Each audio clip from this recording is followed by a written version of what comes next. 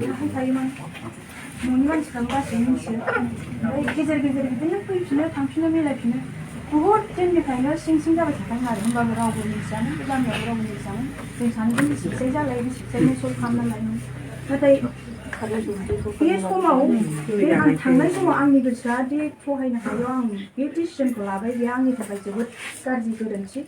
आंजों लोगोसे समाज गासिबो गामियानो बदनाम मोनबाय फारनैबो न'खरानो बिनि थाखाय रायजो आंखौ मा साजा होयो आं बेखौ लानो राजि आंनि गोरोन्थिनि थाखाय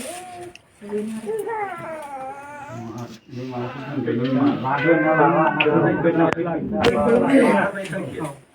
बेखौथ' खोनाजोबखाबायना नोंसोरबो गासिबो ससियेल मिडियाआवनो आंनि रायलायनाय रेकर्डफोरखौ गासिबो हगारगासिनो